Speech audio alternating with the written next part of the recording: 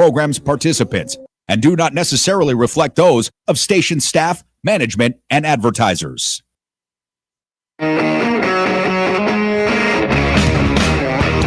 What's going on, everybody?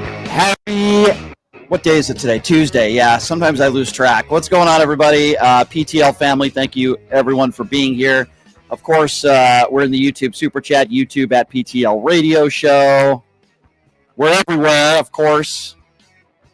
Really American Network, of course, my Facebook page, the website, pushingthelimits.live, the FMAM dial, KSHP, and we got a big show lined up for you today. A lot to get to, a lot to go over. I guess we should start trusting James Comer because today he said, hey, nothing to see here with the Epstein files. It's Bill Clinton that we should be worried about. We'll talk a little bit about that. Boykin with the masterclass on CNN last night. We'll show you that for sure. And guess what, ladies and gentlemen? Yeah, one of the January 6th insurrectionists who Donald Trump pardoned has threatened the life of Hakeem Jeffries. Wow, what a shocker. We'll get to that as well. And you want to talk about racism. A MAGA woman at a Pizza Hut in Missouri. Have you seen this? Tried to call ICE on a couple waiting for their food because they weren't speaking English. Yeah, welcome to MAGA America, everybody. Also have more tickets to give away for my event in Washington, D.C. on November 8th. We'll get to that here in a little bit. And I also received word, a little preview of what we'll see in D.C. because I'm flying out to Virginia this week on Friday to do a one-on-one debate with Tim Pool. So that is going to be quite something on his podcast. That'll be on Friday. So there's a lot to get to, a lot to talk about today. As I mentioned, we're going to be giving out a few tickets to see yours truly and Tim Pool and the gang and Myron Gaines in D.C. But, it's been a little while since we caught up with this guy. There is so much to talk about today, and there is so much to get to, and I figured what better person to do it with than my pal, Ryan Shedd, the popular left-wing podcaster, multiple podcasts he does. Ryan, my friend. Thank you, brother. Oh, dude, just trying to make it through the week like a lot of us, I think. It sounds like your dogs are trying to make it through the week, too. Dude, they've been so quiet. As soon as you said, hey, what's going on? No, I got to say, just watching the White House, be bulldozed. Yeah. That made me physically sick. Isn't that sick? And then they talk about Theodore Roosevelt. Well, he did this back in the day. This is under completely different circumstances and a very different president. And they're trying to make shut down at the time. Exactly. That's exactly what I was just going to say, Ryan. When you look at the state of affairs of where this country is in right now, and they're worried about some stupid ballroom, and you see images of the White House being, bulldozed down. And Donald Trump, once again, I know this will shock so many people, lied and said this wouldn't affect the actual White House that's put in place right now. That was a lie. He lied? Oh, my God. Who could believe it? And by the way, why he's doing this, he's also signing deals to buy meat from Argentina. I saw that. Who, by the way, he just sent $40 billion to. Yeah. America first, though, Ryan. America first. Exactly. So you're sending them money for their economy. You're going to buy meat from them instead of American farmers. You got soybean farmers losing everything. But please tell me how America is great, because our gas prices haven't gone anywhere. Our grocery prices have gone up. So I'm just waiting for things to be great. How about you? Yeah, I mean, I can make a horrible joke, which I never would, and say that Stormy Daniels got paid $130,000 for 2 inches of Donald Trump's meat, but I would never make a joke like that because that would be very inappropriate. I think she got off better than us, honestly, at this point. Well, I don't know if she got off, but I heard he did in 13 seconds. But anyway, that leaves a bad taste in everybody's mouth. I didn't even realize I opened that door, but that was nice. So Ryan, besides the White House being bulldozed, yes, there's so much more to talk about. I'm going to play this audio a little bit later in the show, but it's so incredible to me. James Comer today, in a press conference with the Wiener Johnson, saying that there's no evidence that Donald Trump did any wrongdoing. There's no evidence that he did anything wrong with Epstein. And then he made the reference that, well, if there's anybody that we should be looking into, it's Bill Clinton. And we saw the evidence.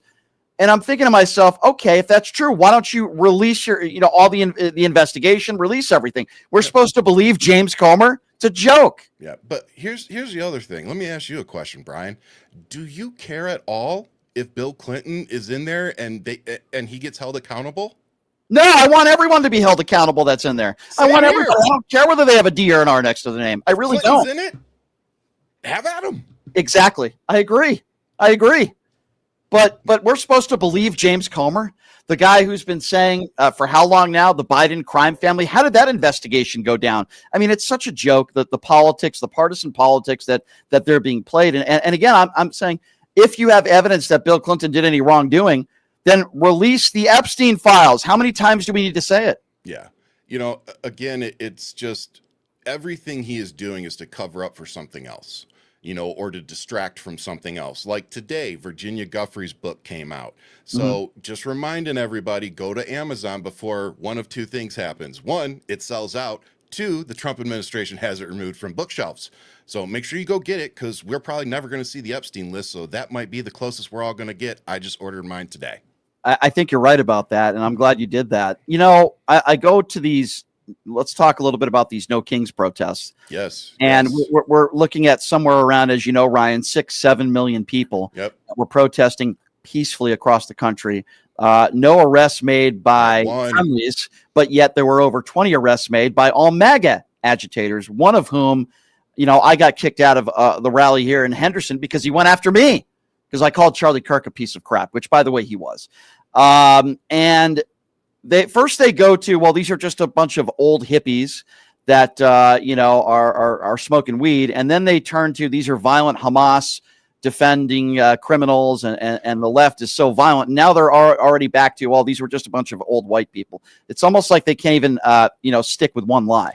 Well, they can't, and the funny thing is now they're sitting there saying it's all white people. If you look out at any of these Charlie Kirk things or Trump, it's just a wave of white people. Now, let me help some of you. Two things. Number one, that was 6-7 million. That was the largest protest against a U.S. president in American history. So let's start there. The reason that was only 7 million is because not everybody could show up. I was coaching a soccer game at the exact time that everything was going on, so I couldn't show up. But, you know, when I got home, I amplified as much stuff as I could.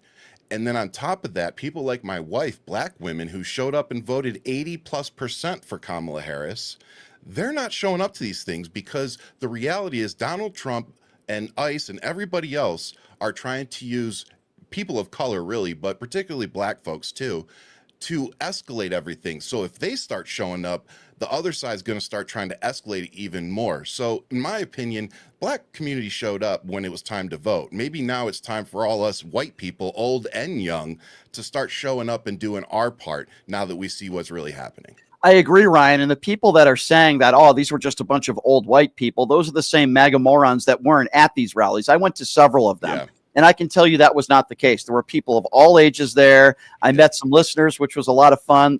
It looked like a Kamala Harris rally. What do I mean by that? It looked like America. It was a very diverse crowd, which is the way we both want it. We want it to look like America. It was very peaceful. These were good people, families, people who care about this country. The opposite of a hate America tour. That's exactly not what it was. It was, we love America, but we hate what Donald Trump and his administration are doing to this country. It's pretty simple to follow unless you're a MAGA buffoon who just wants to make excuses of the fact that this was the biggest country-wide protest in American history. Well, and I think we just all really have to keep in mind the fact that more people showed up to the No Kings protest than showed up to Donald Trump's inauguration. Either of them put together. Yep. That's why they're mad. That's why they're working so hard to diminish and try to downplay how many people showed up, because America, not Democrats, not liberals, Americans are upset. Americans are losing money that they don't have, why the rich are still getting richer and the rich are getting all these contracts. Who do you think the 700% in arms sales going to ICE? Who do you think's making money off that? Yeah, Trump's donors, Republican donors, the NRA people. Yep. They're the ones making the money off of all these weapons being purchased. And they're purchasing the weapons to use against us. You're right. Donald Trump is sitting there threatening us in the Oval Office saying he has the right to invoke the Insurrection Act. That means, let me translate it for you guys. That means that he can have ultimate power to deploy the military into any American city he wants for pretty much any reason that he wants. You're And right. in case you missed it yesterday, while they were bulldozing the White House, the Supreme Court said that Donald Trump can deploy the military or the National Guard into Portland against the state wishes, against the governor wishes. So wake up, folks. And while all this is going on, Ryan, and Donald Trump keeps lying and saying that he ended 8 wars, let's just backtrack a little bit here. JD Vance lying as well. A ceasefire has been broken. I thought it would last a week. It was officially broken yesterday. Israel and Hamas. Hamas started They did what they always do, just point fingers at each other. So, and while that's going on, and there is no peace in the Middle East, that was a lie. There is no end to the war. That was a lie. What's going on with the war in Ukraine? Well, it appears as though Donald Trump was trying to have another meeting with Vladimir Putin, and that just shriveled to nothing. And apparently Putin doesn't want it, and that's not going to happen. So he's made no progress. In fact, you could argue the opposite of progress with the war in Ukraine. Yeah. And when you look at this, he deserves the Nobel Peace Prize because his peace in the Middle East, it crumbled within days, literally hours. Yep. And yet we don't hear anything from MAGA Republicans other than he deserves the Nobel Peace Prize. Well, and the best part, too, is that they're sitting in the White House right now. The family of Richard Nixon presented Donald Trump with the Richard Nixon Foundation's Architect of Peace Award. So that's what Republicans are doing this morning. They're, trying to lick Donald Trump's boots under the Resolute desk. And the fact that it's Richard Nixon's family, by the way, makes it just chef's kiss. Again, the fact that we have the president of the United States going back and forth with Zelensky in Ukraine, saying, "Oh, we need to help them. Oh, Zelensky just needs to give up some land.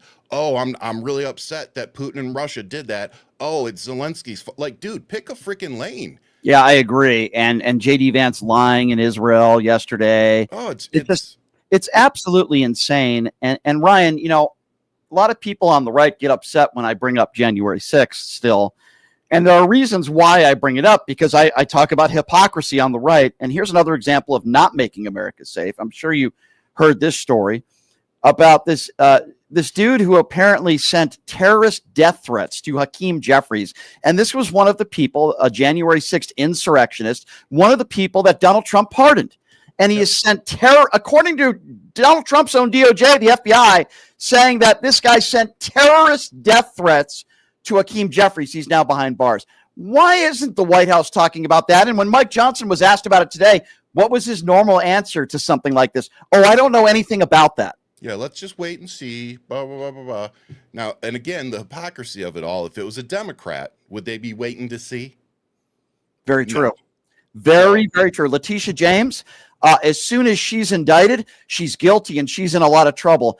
When a MAGA Republican is indicted or Donald Trump, he's innocent. It's a weaponized DOJ. Political persecution. Yeah. But a Democrat who is indicted, she's guilty. She's 100% guilty. Well, and I just want to remind everybody too, stand back, stand by.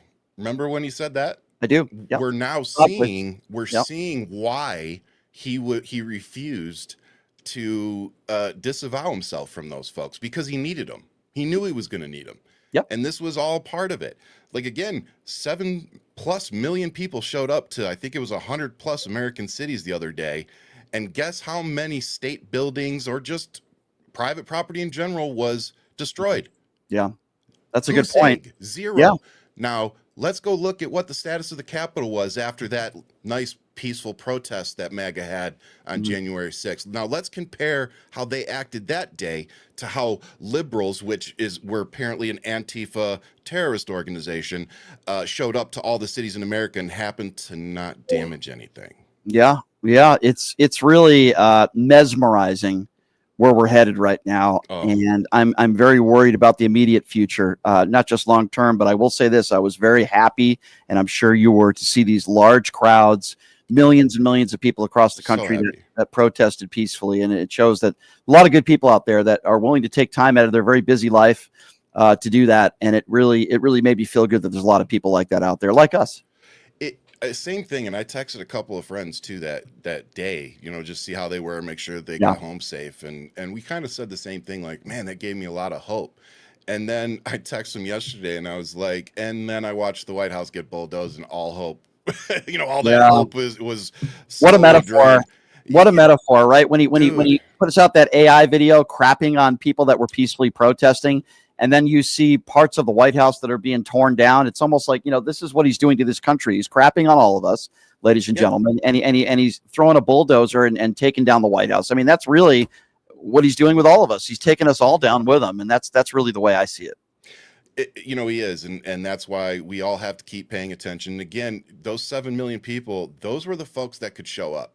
There were a lot of Americans that had obligations they couldn't get out of Saturday, so they couldn't show up. So again, the fact that many were able to show up, and I just know that there's probably millions more that just couldn't make it, that were afraid they might lose their job if they got, photographed out there. So many different reasons that somebody might not be out there.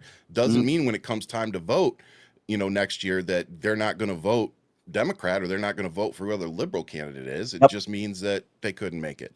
So like you said, I was so encouraged by how many people showed up, that everything stayed so peaceful. That was my biggest concern, was that, the police or whoever they sent in were going to, kind of butt heads. And like you said, everybody that got arrested were all verified MAGA people. Some of them brought guns. And there's a couple videos where the protest, like, they just literally sat on the guy, basically got the weapon away from him and just waited for the cops to come. They didn't beat him up or nothing. They just sat on him, waited for the cop to come. Yeah. So, I mean, it was perfect. I think it was as good as you could probably ask for a nationwide protest. Totally agree. Great turnout. It was peaceful, and the message was sent. Ryan, thank you for sending your message every day. Thank you for what you do with your multiple podcasts. You're a busy man. I want you to keep up the great work, and wish me luck, because I'm going to be debating Tim Pool on Friday. So that's I'll be tuning in and watching for that. And NDC too is going to be the debate. Yeah, so, I had what's his name, Alex Stein, on yesterday. That prankster. He's the guy who, big booty Latina, when he was going after AOC. Oh, yeah. Harassing. Yeah, that guy. He's up there with Myron Gant. You want to talk about some characters that I'm going to be up against in DC? Holy smokes, man. Well, Ryan, better you than me, brother. Yeah, I'm going to suffer through it. But Ryan, always appreciate your time, my friend. Thank you so much for coming on. Yes, sir. And we'll talk to you soon. Okay, buddy? Absolutely, man. All right. Thanks. There you go. Ryan Shedd, everybody. He does a couple great podcasts, and really glad that we are buddies, and I always enjoy it when he comes on the show. If we could get to the last cut, I don't know if you have that up there, but so before I get to my my master debating, Tim Pool, let me just start with tomorrow first. So tomorrow I'm at UNLV. We had Z Cohen Sanchez, the founder of the Un-F America podcast. I'm going to be at UNLV tomorrow at 11 a.m. And after I take a break, the guy who's filling in for me, of course, Leonard Cardinal will be filling in for me tomorrow. Happy to have Leonard here today as well. So that'll be tomorrow at 11 a.m. I'll be opening up the festivities, and I'll be doing some debates. Robbie Roadsteamer is flying into Vegas this afternoon. I can't wait to hang out with this guy. He's going to be at the event tomorrow, along with everybody else from the Un-F America tour, including Destiny, who's also going to be in town tomorrow and going to be debating students. So it's 11 a.m. tomorrow. It's completely free. It's at UNLV. We don't care what side of the aisle you're on. In fact, we prefer if you're on the other side of the aisle, or if you're a Trump supporter. It's in the indoor-outdoor amphitheater. My understanding is, I've never been there, but that's next to the UNLV Student Center. That's my understanding. It's right next to the UNLV Student Center. Tomorrow morning at 11 a.m., there's going to be a lot of security there, so if you want a good seat, you got to get there early, and the festivities will be starting at 11 a.m. Also, I'm traveling around everywhere, okay? I'm getting around, ladies and gentlemen. Not the kind of getting around that Donald Trump does when he's married. Not that kind of getting around.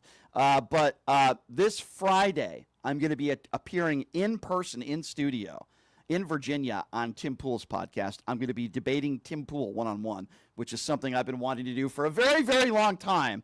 But if you actually want to see me debate Tim Pool and Myron Gaines, I'm going to let Tim Pool plug this event for himself. He did it today on his show. This is Tim Pool himself plugging the event that I'm going to give 2 tickets away to here at 702-221-7283 if you're the third caller right now. If you have the time on November 8th to be in Washington, D.C. for this event. This is Tim Pool talking about it. Join us at the DC Comedy Loft for the Culture War Live. We're going to be there November 8th. We postponed it because of the No Kings protest. We pushed it back, but seats go quick. Preferred seating usually evaporates in like the first weekend of sales. And if you want to get there and hang out, we're going to be debating modern dating with Emily Saves America, Myron Gaines, Alex Stein, myself, and we'll be joined by Brian Shapiro, liberal guy, to have this debate. It's fun, always funny. We hope to see you there.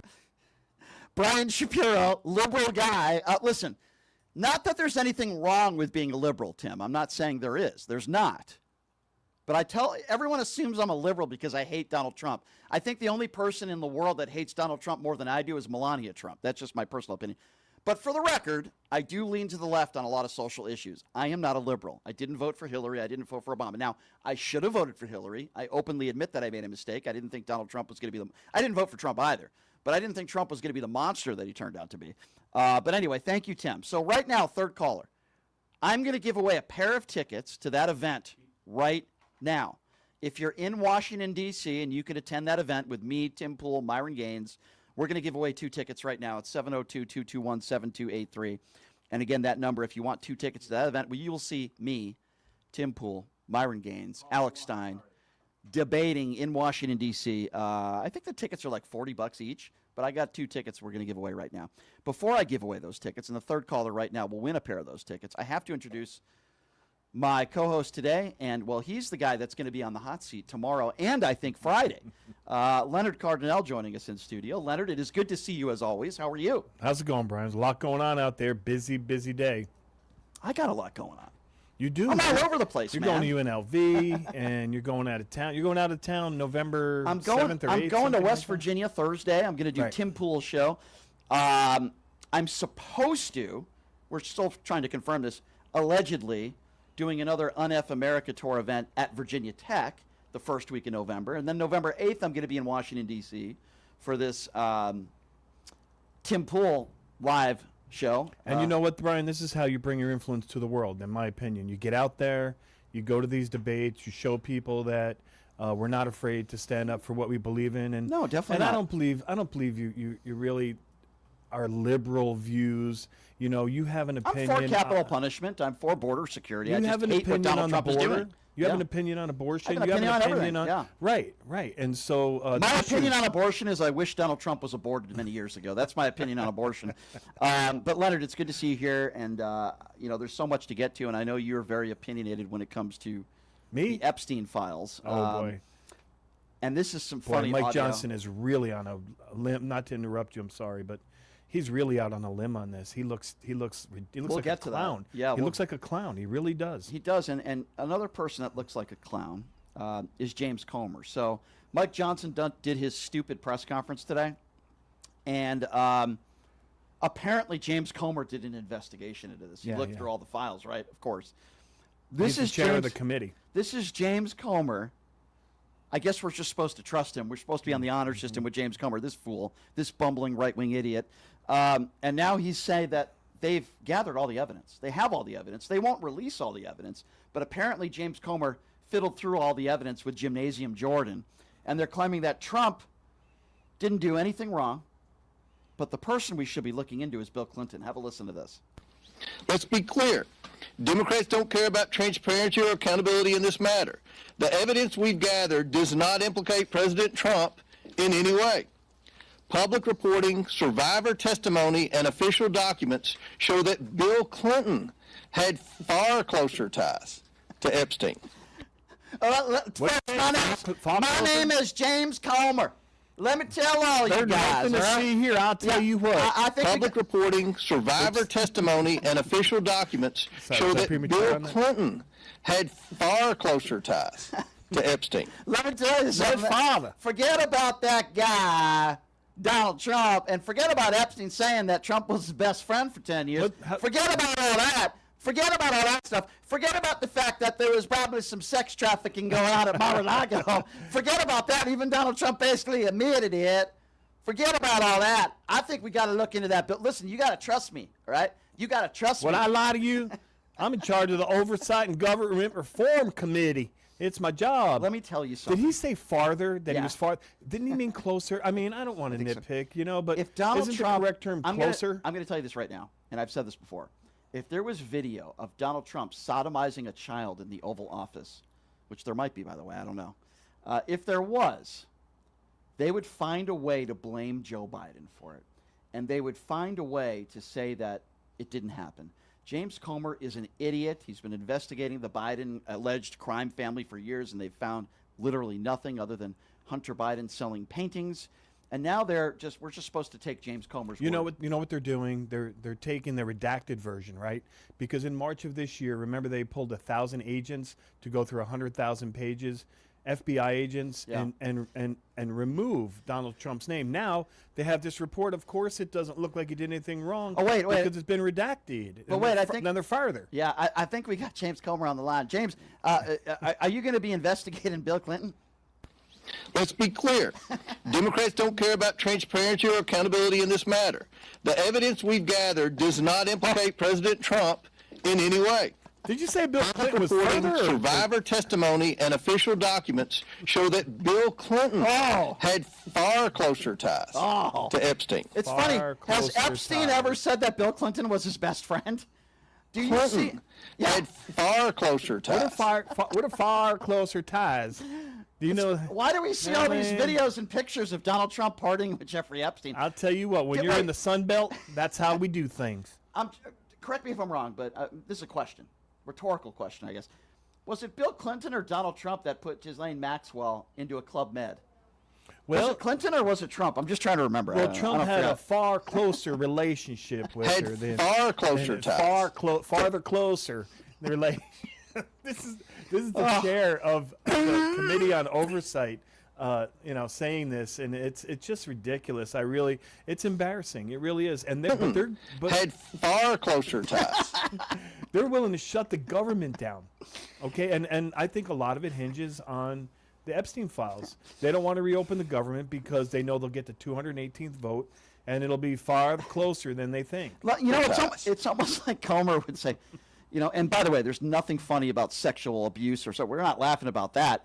But it's almost like Comer saying, listen, Bill Clinton sexually assaulted far many more women than Donald Trump did. It almost sounds As if like that. 10 is, Had is better far than closer somebody who ties. assaulted 20 women, but it's James only Comer, 10. you boob.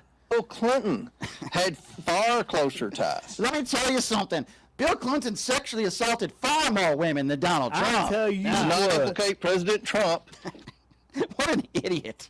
What an idiot. Wow, that girl looked better than a new set of snow tires. Oh, my God. What a dope. It's like a mix between, like, Forrest Gump and, like, Kid Rock. Like, oh, my God. Listening to his voice makes me want to vomit. Speaking of wanting to vomit, okay, Mike Johnson. Let's talk about Minnie Johnson for a moment. The man who monitors, and his son apparently monitors what porn Mike Johnson watches as well.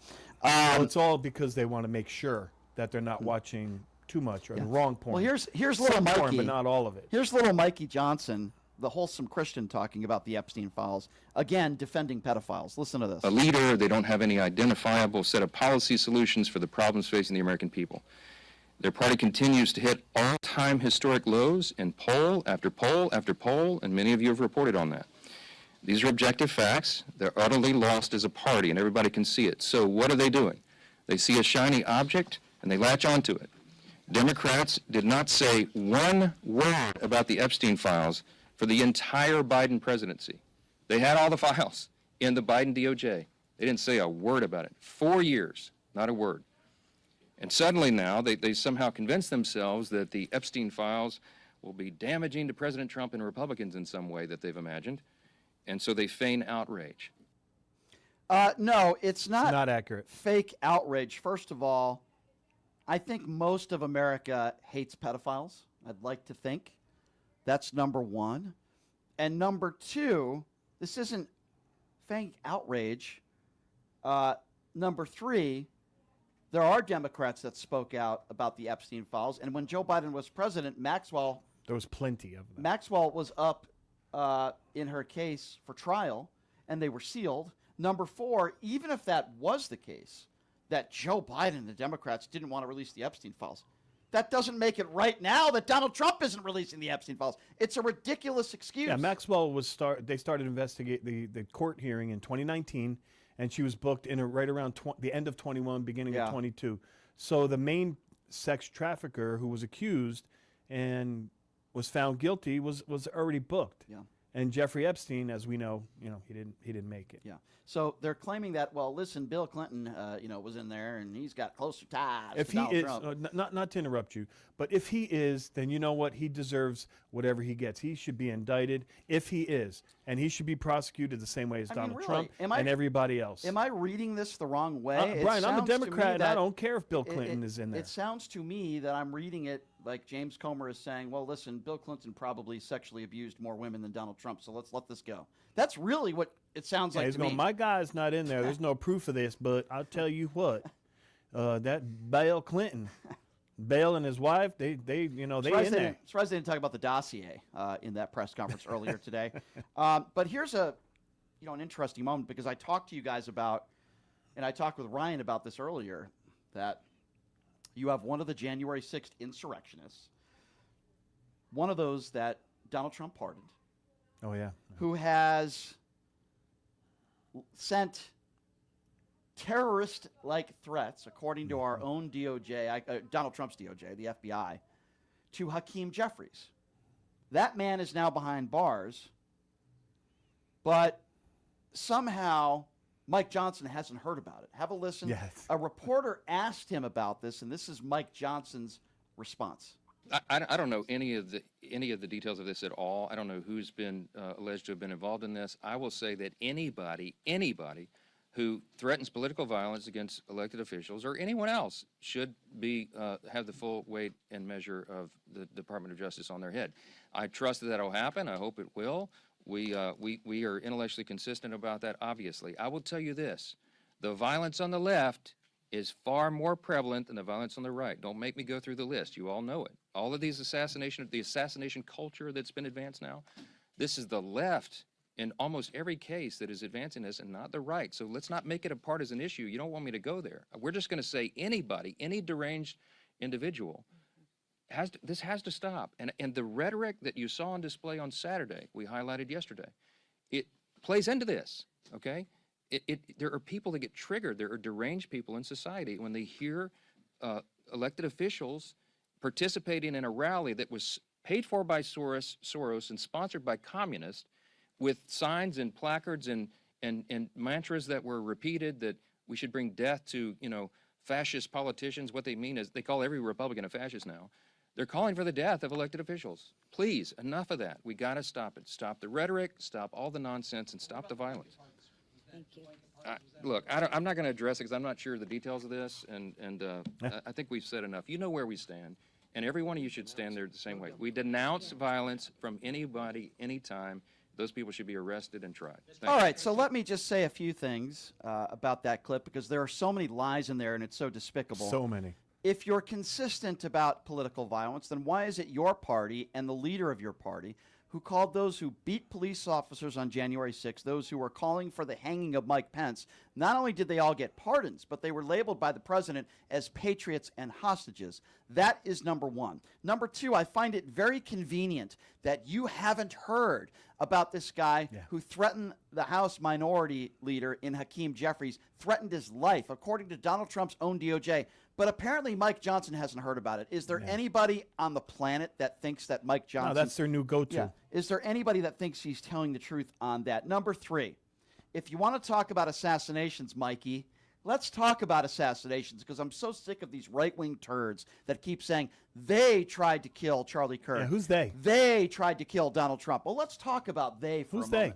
Let's talk about they for a moment, shall we? Let's set the record straight. Yeah, we do know who they is, don't we? Let's start with the first. We do. Let's start with the first. And you, Leonard, if I'm wrong, please correct me. I will. Last I remember, the first person who tried to assassinate Donald Trump was a 22-year-old registered Republican from a staunch Republican Donald Trump supporting family. Is that they? Is that who they're talking Is that about? who they are talking? I don't Yeah, know. Is that yeah, they? The yeah, second person on the golf course who tried to assassinate Donald Trump was somebody who voted for Donald Trump back in 2016. Is that they?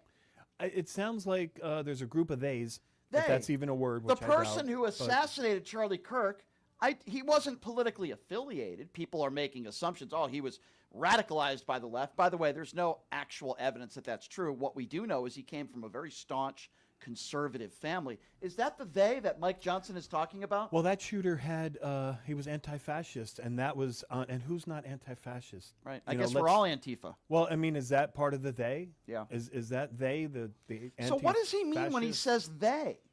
When Eric Trump says they tried to kill my father, these effing moron right-wing buffoons who lie every single day, that try to paint the picture that the left tried to assassinate your dad, that the left assassinated Well, Charlie Kirk. that's their new go-to is Yeah.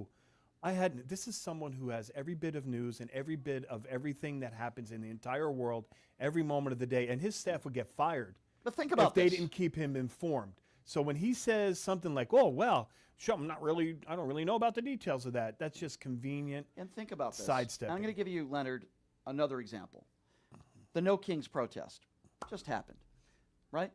Up to 10 million people now, I'm hearing. I'm hearing that even 10's conservative, but we'll see. You have one teacher from Chicago who makes a hand gesture, I would assume, in regards to the Charlie Kirk assassination. Well, it was inappropriate. So that's what I was going to say. Inappropriate.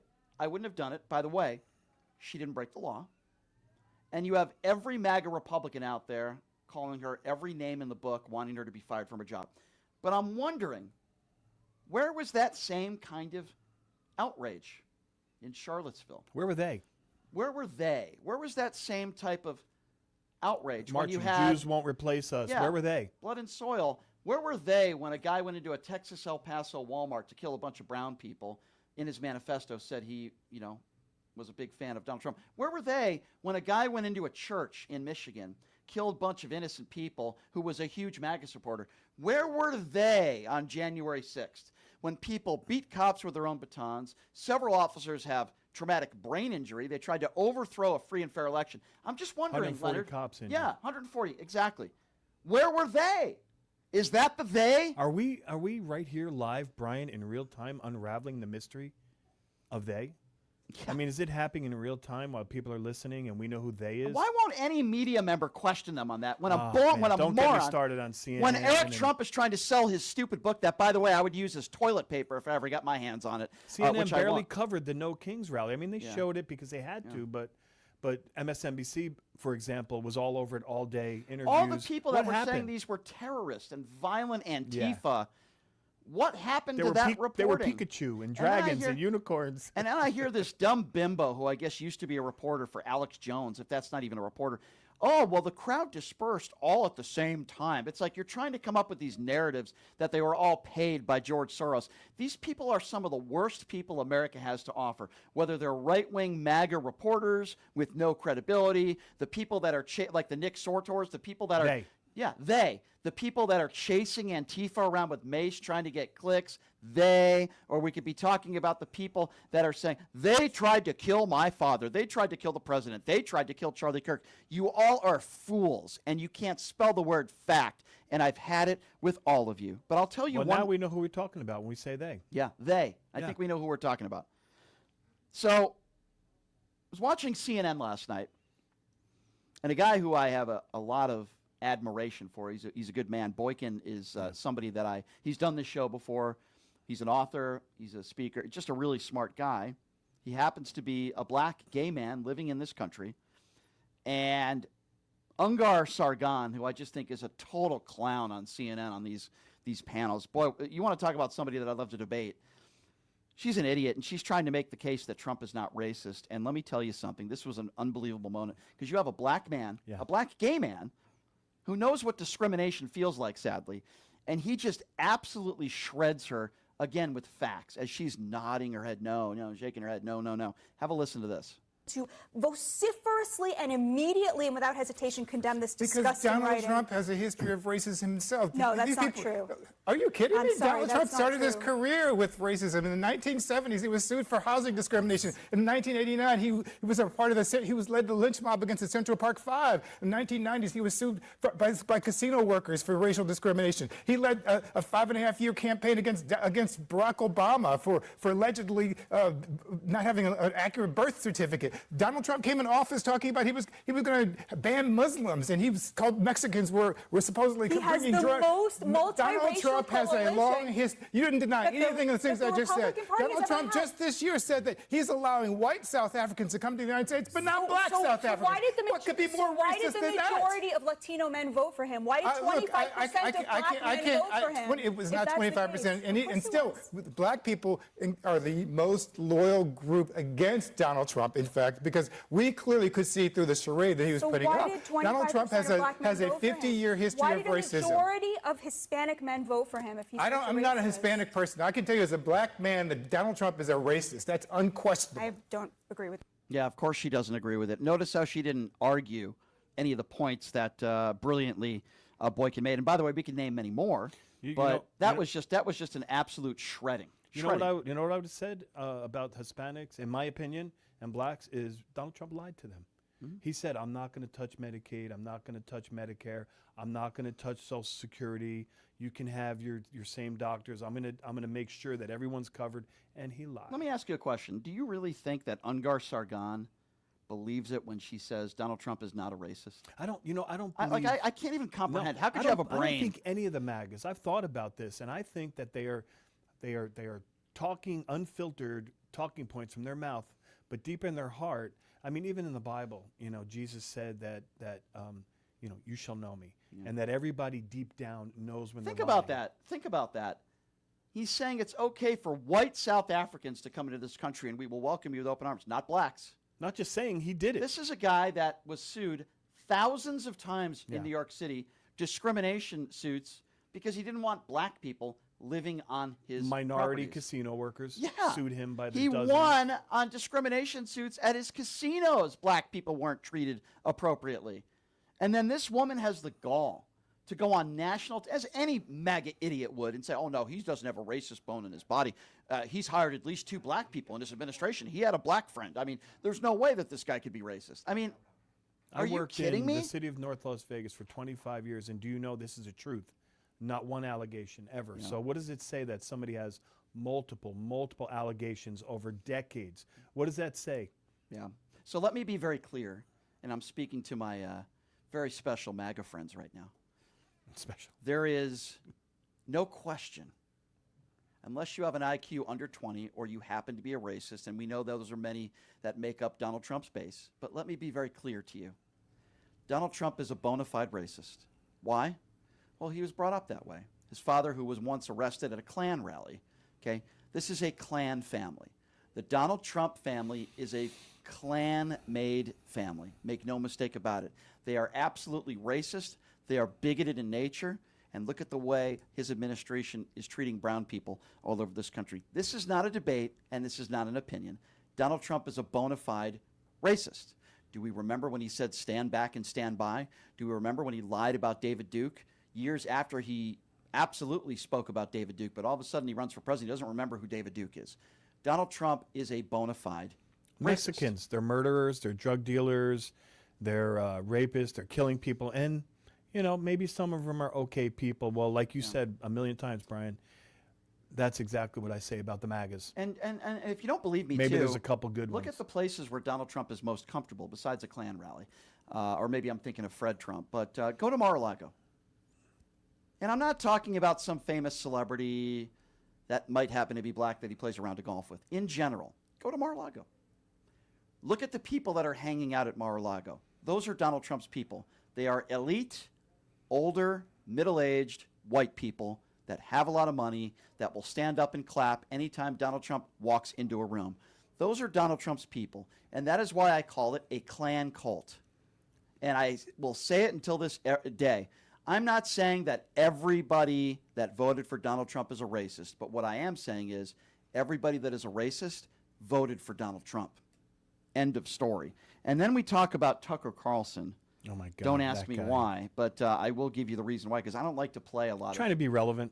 I don't like to play a lot of Tucker Carlson stuff, but this is just so out there. Do we remember the video that came out when Robert F. Kennedy Jr. was putting out more misinformation that he claimed that COVID-19 was engineered so that Jews would be immune to it? By the way, it's completely false. There's no evidence to prove that for any race or any gender or anything. But now, Just crazy stuff. It's just crazy. It's lunacy. And that's the guy, by the way, who's the head of Health and Human. So, I mean, it's just insanity. Now we have Tucker Carlson that's going on that conspiracy theory, because I guess he doesn't have enough already. He's just trying to get attention. Here's Tucker Carlson, right, trying to get attention, claiming that somehow COVID-19 was engineered so that the Jews were immune to it. By the way, I know people who are Jewish who sadly have lost their lives from COVID. So it's so infuriating to me, but have a listen to this. So I remember Bobby Kennedy got into a great deal of trouble because he said at some event, of course, the New York Post led the charge against him, of course, but that COVID could be tailored. In fact, for whatever reason, COVID had disparate effects on populations. That's absolutely true. I mean, that's scientifically true. And I was quite familiar with that literature when he made that comment. What does that mean? Which populations suffered most from COVID? There was a finding in a scientific publication that two different populations of people of Jewish ancestry, depending which line they're from, one was more heavily impacted than the other. Mm-hmm. And that was Sephardic Ashkenazi. Yes, basically. and that was the finding. And I think the point that he was trying to make, or maybe didn't articulate well, is that the agent can be tailored to have that effect, and that's absolutely true. And that's through old gain of function technology. And with full synthetics, what I'm saying is you can make this so specific as that if I got your DNA, like off of, say that you threw a cup, I can tailor an agent just to you. And this is how it's changing. And if you're using AI behind that, I could then, and I say that I got a DNA sample from a couple of your relatives, so I knew what your family tree partially looked like. Machine learning is very good at actually random forest and tree decision making. You do a lot of complex AI behind this to figure out and make predictions that AI could about what your family tree looked like and have the disease travel through your family line. So let me be very clear. Not only is that false, there is literally zero evidence. There's no science anywhere. No empirical study to back that up. Now, here's what's even more troubling, but I would expect this from White Tucker. If somebody started rambling on that nonsense on my show, I would immediately cut them off. I wouldn't even allow them to speak, and I would say, what you're saying is factually wrong. You are lying, and there is zero evidence that COVID was engineered to go after certain religions or races. There is zero evidence to prove that. Zero. All we know is that if you weren't in good health, if you were overweight, if your immune system... Those are facts? Yeah, if your immune system was compromised, then chances are COVID would hit you much harder than the average younger person who's healthy. If you have pre-existing conditions... But that's with almost every disease. That's like everything out there, right? If you get the flu and you're 500 pounds and you can barely walk to begin with, the flu's probably gonna take you out. But if you're a 25-year-old who's in great physical condition, you're probably going to be okay. This isn't anything new. This isn't brain surgery. You don't have to be a doctor to know that. But the fact that Tucker Carlson even entertains this and agrees with it is so beyond despicable. And there's no proof, as far as I've read, of DNA manipulation. What he's saying is you can engineer a disease in accordance using AI to somebody's DNA. But I will say this, though. In his defense, I will say this. There is at least one disease that I know of that can be engineered if you watch enough Newsmax, Fox News, and OAN. It's called MAGA herpes. So that can get... brainwashing. Yeah, it can get manufactured, and once you get the MAGA herpes, it's almost impossible to get rid of. Well, there's MAGAs listening to this, Brian, and we both know this. There's MAGAs listening to this going, yeah, that's what I thought. That makes sense. They got the MAGA herpes, yeah. They got it, and they can't get rid of that itch, unfortunately. But that's one disease that unfortunately is spreading throughout this country, and it'll stick with you probably for the rest of your life, unless you're one of the lucky ones. COVID derangement syndrome, yeah. Speaking of MAGA herpes, I always knew that there were very racist people in this country, but I never really realized how many of them there were. Yeah, he tapped into it. Yeah. And with all this ICE stuff, brewing and the border and the way migrants are being treated, whether you're documented or undocumented. There are people that are not being treated as human beings. I remember the video, and I'm sure you saw it, of the Milwaukee Brewer fan and a Dodger fan, and the Brewer fan said, "I'm going to call ICE on you," or something like that. She was fired from her job. An attorney, an educated woman, too. This is another one of those examples, and I wanted to play it for you because it's just so utterly disgusting. This morbidly obese woman is sitting down in a chair. Yeah, I've seen it. It's disgusting. And it happened in Missouri. And you have a nice couple going in there just ordering some food. And I want you to listen to this exchange and how despicable this woman is. Absolutely 100% a Trump supporter. I believe it's Missouri. Yeah, Missouri. It's Missouri. Gladstone, Missouri. Listen to this despicable woman. They're at a Pizza Hut, by the way, of all places, in a city called Gladstone, Missouri. And this couple, I guess, was not speaking English, like I care. And listen to this exchange. It's just so despicable of where we are today as a society. Speak English, I speak Spanish. What is your problem? Right, America, English. You guys. I was born and raised here too, and I always speak is English. I'm bilingual, so I speak Spanish and I speak English. What other language you speak? English is the capital of America. I don't care. Not I don't care. Mexico. No Mexico. I'm We're from not- Cuba. I'm from Puerto Rico. We're not Now from go back Mexico. to Puerto Rico. See? We pay taxes here, man. What are you talking about? You pay taxes. Yeah. Yeah, you steal our money to pay taxes. Hell no. I work. I have 2 jobs. So what are you talking about? I'm standing up for America. I'm a USA citizen too. What are you talking about? Excuse me, man. Just being racist to me. Just because I speak Spanish, just being racist, man. Really? Yeah. What the we got a video, so it's okay. Okay, here's your pizza. Yeah. Hold on, man. We pay taxes too. We deserve to live here. What are you talking about? What's your problem? Hey, I'm gonna give you your money back. We're not gonna serve you. Damn. I'm sorry about that. Damn. You have to serve me. Hey, I got a video. Don't cry, baby. Don't cry. It's okay. Don't cry. One sec. Damn. Don't cry, baby. Hey, Colby. Come here, please. Don't cry. Man. We haven't done anything wrong. Yeah. No, I understand. I got you guys. She's got money because of his Spanish. Come on. Don't cry, baby. Don't cry. For her money back. Man. Mary's not getting her pizza. We are in the century 21. How is she gonna be racist? She's being racist. I am not racist. Yes, you are. I got you in the video. I got you in the video. Yeah. I got you in the video. That's No, okay. I'm not racist. Ma'am, you can go ahead and leave. I got you in the video. Yeah. So? Ma'am, Mary, you can leave. Leave. That's real bad, man. Yeah, let's have her leave. That's real bad, man. You're not gone. doing nothing wrong. Man, we're not gonna serve you. Here you Damn, go. that's real bad, man. Bro, I'm sorry. We appreciate you guys as customers. So first of all, let me give kudos where kudos is due. Let me start with the manager of this Pizza Hut, who I thought handled that very, very well. And he kicked out that house of a bigot. Number 2, I thought the gentleman there who was getting attacked, he and I guess his wife or girlfriend, they were a couple. Of course it hurt her feelings. And of she's course. crying, and I really feel for her in this video, and it hurts me to see an American treating people like that. It Who's breaks an my American? heart. Who's un-American, Brian, Yeah. in that situation? That Which one of those 3 people is un-American? That disgusting woman.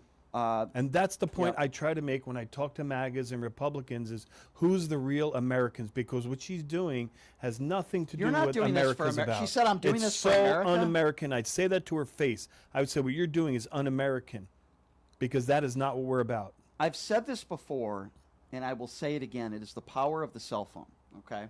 There's a lot of things about cell phones that ruin my life, I'll be honest. But this is one of those positives where you can catch people, racist bigots treating people horribly, get them on video, and send it out on social media. And this is one of those situations where I'm glad people have cell phones. Usually I don't say that. But in these situations, if you see somebody that is just a despicable person that is racist and treating people horribly, record it. Because in some cases, maybe not in this case, but in some cases, these people have jobs. They represent companies. And no one would believe the Hispanics anyway. Right. They would say this and this and that happened to me, and they say, I don't think I didn't see it. I don't think that really happened. Like the guy that pushed into you with the sign. Right. Because he couldn't take it anymore. You're asking his wife, not to get off topic, but you're asking his wife. So there's a president that admitted on the Howard Stern show going into young girls' dressing rooms, and she goes, I have 3 daughters. And you go, what do you think about that? You support that? Do you support a guy like that? Well, I really can't answer that question. Now, why not? What isn't that a simple answer? Of course it is. But listen, it's very simple here, folks. Okay. If you see somebody treating somebody differently because of their race, because of their skin color, their sexuality, I don't care what it is. I'm not saying get into an altercation with them. Yes, I'd probably have some choice words for that woman. I'll be honest. But the best thing you can do, better than that, just take out your phone and start recording. These people have jobs. I would have probably said something. Well, I probably would have too, but I'm just saying, more importantly, get some evidence. These people have families. They have friends. Some of them probably don't have jobs, and they're probably benefiting off of Democrat policies, but that's beside the point. This woman is despicable. I hope she burns in hell. I really feel that way. And that's the similar kind of rhetoric, even worse, that they were using in this chat, this young Republican chat. And by the way, a lot of them they said were a lot of them terrible. looked like her, by the way. And they were not children like J.D. Vance said, or sometimes young people. They were in their 30s, up to age 40. And let me tell you something. A lot of people are showing videos of this woman who used like the hand language that I wouldn't have used in regards to Charlie Kirk. But I don't think anything rises to the level of hatred, okay, that those people in that chat were using. And while I don't condone that woman's actions, It was kind of vulgar. it was vulgar, but I also understand why people of color and minorities really hated this man. I'm not saying he deserved to be murdered, but I see these people in that chat, which Republicans are continuing to try to downplay. And I say to myself, if you listen to Charlie Kirk, if you watch AON and Newsmax and you're a young person, these are the thoughts that'll go through your head. And they said, the shooter of Charlie Kirk texted his roommate and said that he couldn't take the hatred anymore. Mhm. So is that part of the they? He said he could not take it anymore. I agree. So we need to think about that.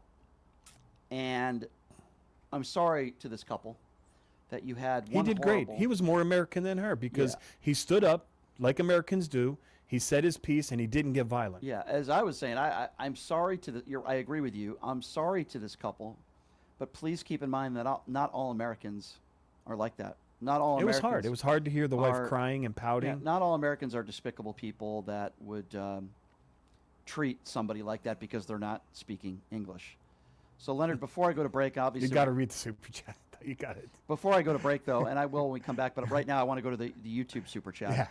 And I want to read some of the comments out there because I love some of these comments. And again, if you want your questions or comments... We need Ida's comment. Now's the time.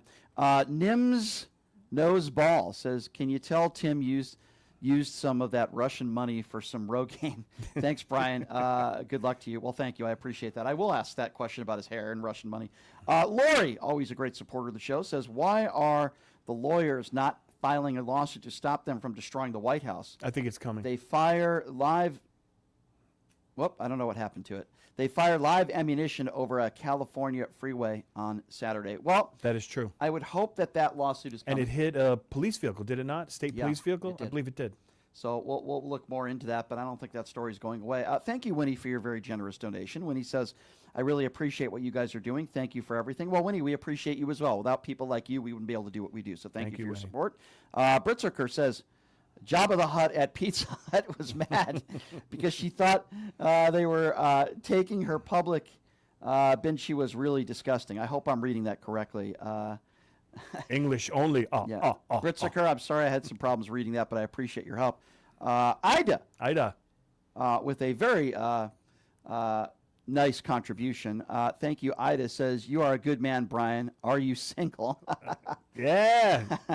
No comment. Ida. But thank you, Ida, for your support. We appreciate you very, very much. And thank you for being a fan of this show. We appreciate all of you guys and all your support. We'll get back to the YouTube Super Chat when we get back. Your questions and comments can be heard. You could also check out my website, which is pushingthelimits.live. And I did hear a rumor. I don't know if it's true or not, but we might have another pair of tickets to give away coming back from break. That would be nice. November 8th, I'm going to be in Washington, D.C. debating Tim Pool. I'm also debating Tim Pool this Friday in his own studio in West Virginia.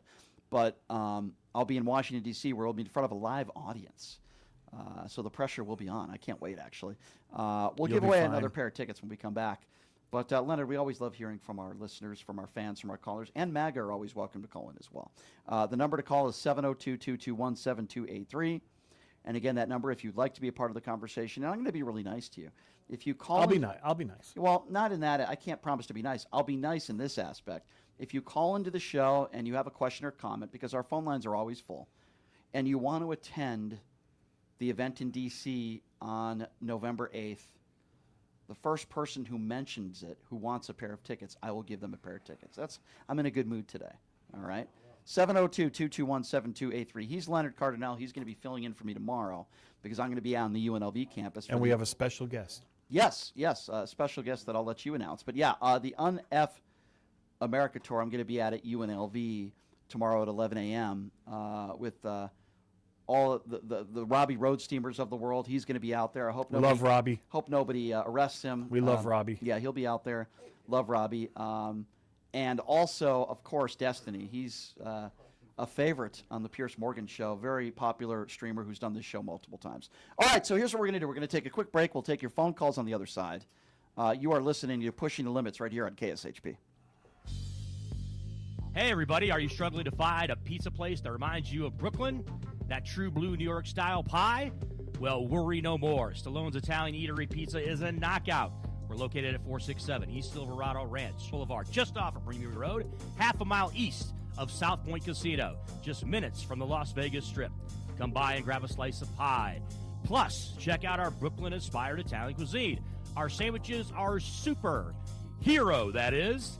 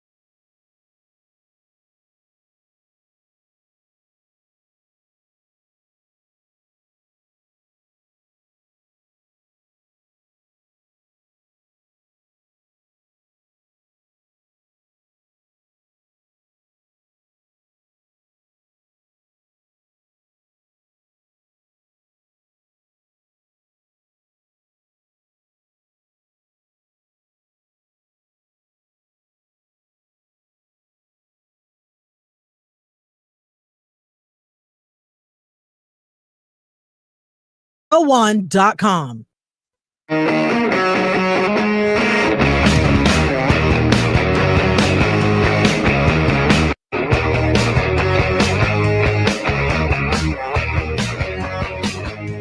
welcome back. It is Pushing the Limits. on a Tuesday. Thank you so much for joining us. Leonard Cardinale in studio, co-hosting with me today, and he will be in this seat tomorrow. As I mentioned, I'll be on the UNLV campus for the UNF America Tour tomorrow, starting at 11 a.m., but you want to get there earlier. I'll be opening up the festivities. We'll be debating students, really anybody, though. You don't have to be a student. I can't wait to see the clips. Yeah, it'll be fun, and Destiny's going to be there. I'm going to be hanging out with Robbie Roadsteamer tomorrow night, too. I'm taking him to a concert tomorrow I love night. Robbie. Yeah, that's going to be a lot of fun. But anyway, so that'll be tomorrow. I'm not going to say what concert because I don't want stalkers. I'm not going to say what. Maybe I'll say it after the show. I'll say this. It's not what you think. It's a different type of show. It's not what you would think me and Robbie Roadsteamer would go to. Okay, so you could think about that. Maybe I'll tell you off the air. But yes, I'm going with Robbie to see a show, somebody that I've been wanting to see for a long time that I never got a chance to see. So that'll be Wednesday. And then Leonard's going to allegedly fill in for me Friday because I'm allegedly supposed to be flying out to West Virginia to debate Tim Pool on his podcast. So that's going to be fun. I'm actually really looking forward to that. And then you're going to crush him. Supposed to be at Virginia Tech November 3rd. Supposed to be in Washington, D.C. November 8th. So the first person to mention the show with Tim Pool on November 8th, if they can go. I don't want you mentioning it and getting tickets if you can't go and then selling it and scalping. Should we talk about tomorrow's guest or should we leave it a surprise? I'll leave it a surprise. We want people to tune in. We have a tomorrow. very special guest tomorrow. Yep. You're going to want to be here and listen to what he has to say. We'll leave it a surprise for tomorrow. But you know, I talk about healthcare a lot on this program. And open enrollment just started October 15th and it goes through December 7th. It's a huge topic. It's the main reason really why we're in a government shutdown right now. So there are people out there that need help. And I am so proud and happy to be teamed up with these guys. I talk about them all the time. My trusted partner, Chapter. So what is Chapter? Well, they're in the business of free and unbiased Medicare help for you. They can save you on average somewhere around $1,100 a year, which is a lot of money. I think we all could agree on that. That's a lot of eggs. Plans change every year. Some even go away. So if you don't check, you could lose your doctors or end up overpaying. And the great thing about Chapter is if they believe that you're on the right plan, they'll tell you. And it takes under 20 minutes. And guess what, folks? If you're a listener of this show, you mentioned PTL. It's completely free service. It's free. So you see that number on the bottom of your screen. Please give them a call. You're also supporting the people who support this show. Give Chapter a call. 212-461-4078. If you don't want to call, you can go to the URL on the bottom there. It's askchapter.org/limits. Give them a call. They will help you, Chapter, and they're in the business of helping people for free. I just love what they do, and we're so glad to be teamed up with Chapter. Give them a buzz. All right, so now it's time, Leonard. Many say are the favorite part of the show, right? It's one of the favorite parts of the show. No, Leonard's not going to be taking his clothes off today, ladies. Maybe that's maybe tomorrow. I don't know, but I don't think some people in the live chat were making fun of that last time. Like I don't understand. They were like, "Why so many females calling in?" I was just going to say we should do a poll, but that's really bad language to use. So let's just move on from that. Number to call 702-221-7283. And if you do want to go to see me in Washington D.C. with Tim Pool and Myron Gaines and Alex Stein debating them. Just say it on the air if you want 2 tickets, and we'll give them to you. Who are we going to first? Let's go to Michael. Michael is first up on PTL. Hello, Michael. Hey, Brian. Hey, Leonard. This is Michael. Hi, Michael. Calling in from San Diego. Can you guys hear me? Yes, sir. Yes. Go right ahead. Okay. I just want to say that I'm calling in from beautiful San Diego, California. Oh, lovely. And I want to start off with saying this. I don't mean to get too deep into it, but do you guys really think that a civil war is coming? Because I'm starting to fear that a civil war might be coming, just because even though the No Kings rallies, there were a lot of people who showed up. We still have, let's not forget that we still have millions of people in this country, unfortunately, that still support Donald Trump and what this, not necessarily administration, but more so regime is doing to innocent people in this country. And so I want to ask you guys an honest question: that do you guys think that a civil war is coming? I'll answer it real quickly, and then I want Leonard to respond to that. I'll say this: if you had asked me that question a year ago, I probably would have said, "No, you're nuts. You're crazy. That's not going to happen." Now my answer is, it could. I'm not going to sit here and say it can't. If I had to bet on it, I would say no, probably not. But I can understand why people feel that way now. Whereas if you asked me that towards the end of Joe Biden's administration, I would have said, no, everything's going to be fine. Calm down. where I see where this country's going, where these troops are being sent in attacking American citizens, where I see ICE agents that are not even identifying themselves, that are just kidnapping people, when I see what happened to my friend Robbie Rothsteamer, who I'm going to be hanging out with today.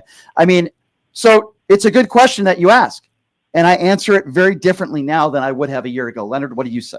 I would say that a civil war in America is a worst case scenario, because that means brother against brother. It means violence. But let me tell you what's really happening. What's really happening is incremental occupation in democratic states, incremental martial law.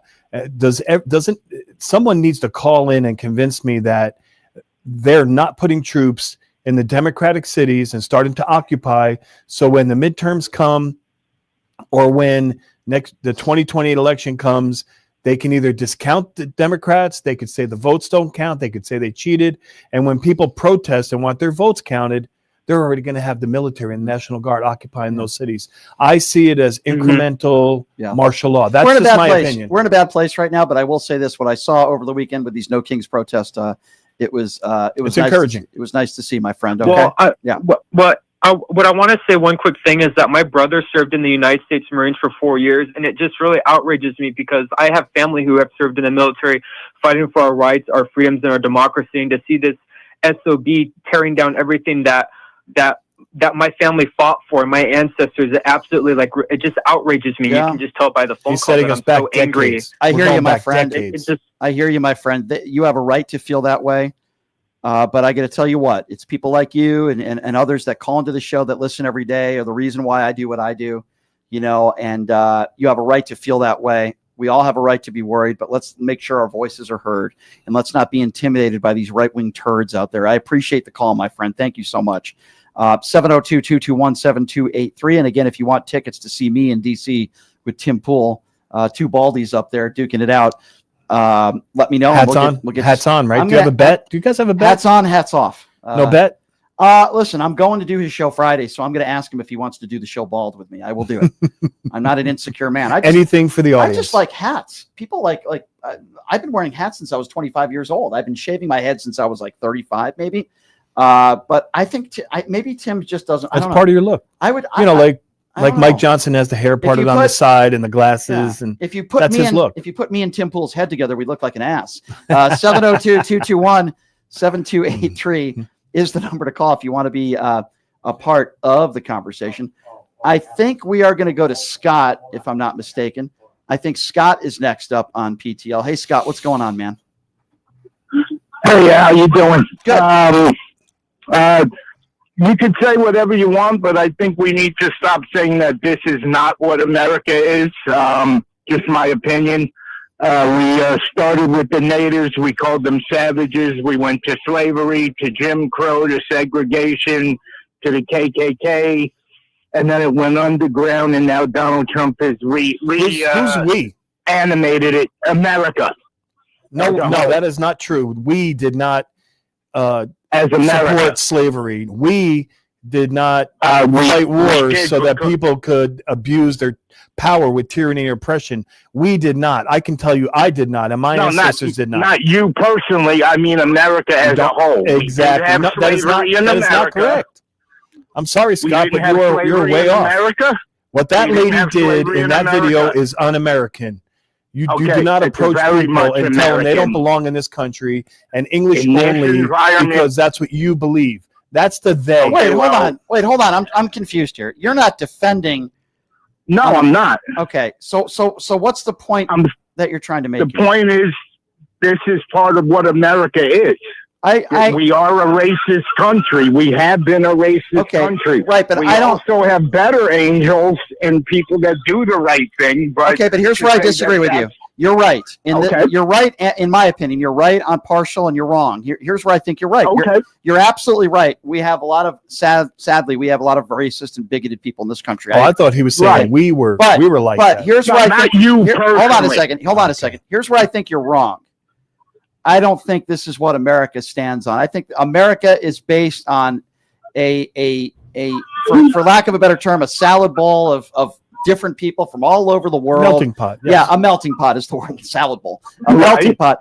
And I think what in the toughest of times, I think Americans come together, whether it be 9/11. I'd like to think that there are more people in this country that are good, decent people than bad people. Right. So that's kind of how I feel about that. It doesn't mean there aren't a lot of bad people, but I also think the Constitution is an idea, and it's an ideal. If we all practiced it, we would have a great country. It's not an ideal. It's a written contract. Yeah, it's a written contract which Donald Trump is ripping up every. It's single legal. day. Yeah. It's legal verbiage. You could violate Correct. it and get charged. Correct. I agree with you. It's not an ideal. Yeah. Thank you for the call, sir. Respectfully, I think we disagree with you a little bit. I there. think, and to some of the people in the room, they said I jumped him too quickly, and that's okay. Sorry about that. That's okay. 702. I do that all the time. 702-221-7283. Let's go to Alex. Alex is next on PTL. Hello, Alex. Hey, what's up, Brian? How you What's doing, up, man? Good. What's up? Hey, I can't wait to see you on November 8th. Me too. Would you Would you like tickets? Oh, you already won tickets. Okay. I already won. Yeah, I'm right, like good. I was like the first one who won. Nice. So, well, I look forward to seeing you out there. Who are you bringing with you? Hopefully a pretty lady. I don't know. Okay. Well, I'm rooting for you. Okay, good. Go ahead. Yeah. Hey, and I know you're not. You said you're not a big drinker, but I want to have maybe one beer with you. I'll do a shot of Patron. How's that? Patron. Okay. I will buy that. All right. Well, that's very nice. You can't Hey, just do one so shot. I was. Maybe we can So get Tim I- Pool Maybe we can get Tim Pool drunk together. No, I'm and he'll kidding. take his beanie off. We definitely don't want that. Okay, I'm sorry. Go ahead, Alex. Don't take. Yes. So first of all, I want to say I think my mom might be listening. She's a MAGA supporter. She's not like a conspiracy theorist. She's not insane. So she's a MAGA cougar. Is that what you're saying? She's 85, so I don't know Oh, who cougar is. She's like a little, but yeah. So no, I always say Donald Trump's her boyfriend. Why does she And like doesn't Trump so that. much? Why? Because of the racism, I think. You think your mom is racist? Yeah, no. I that's don't horrible. deny it. Okay, so I'm speaking to Alex's mom right now. Alex, just bear with me for a second. Your son seems like a very, very nice man. Okay. Doesn't it bother you that your son believes that you're a racist? Doesn't that mean you should probably look at yourself in the mirror and maybe you're doing something wrong? It sounds like you did a good job raising your son. If your son thinks you're a racist, you're 85 years old. I don't expect you to change overnight, but maybe you should have a conversation with your son and maybe listen to him a little bit more. I don't know. Alex, that's just my opinion. Is she a Christian, your mom? No, hey, you. Wait, say again, Leonard? Is she a Hi, Christian? Leonard. I'm sorry. I didn't even say hi, Leonard, to you. I'm sorry. No, That's okay. That's okay. It's Brian's show. Don't pay attention. No, I'm Brian's show. Is your mother? Does she claim to be a Christian woman? Yeah, no. My mom's a great woman, but she's slightly racist. Like, Set in God her forbid ways, if I'd yeah. ever bring home a brown baby. Oh. Like, that would be, yeah. I mean, I've already been married, that divorce, and we didn't have a kid. So you think that's a good thing. So you think that's what appeals to her is to make America great again. In some case, she thinks she has racial tones to it, and she might like that. She likes it. I mean, okay, my mom's not she's not a maggot. She just likes Donald Trump a lot. Well, I'll just leave it at that. She's not really that bad. I mean, well, if it walks like a duck and it quacks I mean, like a you're duck. telling me okay. I hear you, Alex. Obviously, your mother probably racist. She sounds like that's even a she's word. a big Trump supporter, and slightly she's racist. So it's hard for me to put the I know, two I know. together and say, "Wow, what a wonderful person." I'm sure she has a lot of wonderful Well, qualities, but don't give up on her. Keep Can trying you to change do her me a mind. favor. No, Don't bring her. I will never. Don't bring her to Washington D.C. I don't want to talk to her. Don't bring her. I know. No. She's not. She's All not right. my favorite girl. Like, Fair that enough. I'd Bring a really, Yeah. bring a really Okay, hot liberal to DC. Okay. All right. I will. No. Hey, I met a really hot liberal girl last night. That Nice. she works for CBS morning show. She's like a producer. She's a So I plant. got her phone Nice. number. So hey, that Well, was maybe we that can was- double that was date fun. and we can all go see Beetlejuice, and I'll bring Lauren Boebert. Okay. Yeah. Thanks, Hey, Alex. I just clarify I something want to tell you before something the- really funny about Yeah. you guys all. I think both of y'all went to the protest on I Saturday, did. right? I did. Yep. Yeah. So I was here in D.C. Obviously, I got there very, very late. I got there at the very end of Bernie Sanders' his speech. I kind of recorded like a minute of it, and I couldn't actually even see him because I couldn't. I was at I got there very late, and I was at the very literally butt end of of Pennsylvania Avenue, like anyways, like the whole thing was on Pennsylvania Avenue, and I was like literally at the butt end, like at the back end of it.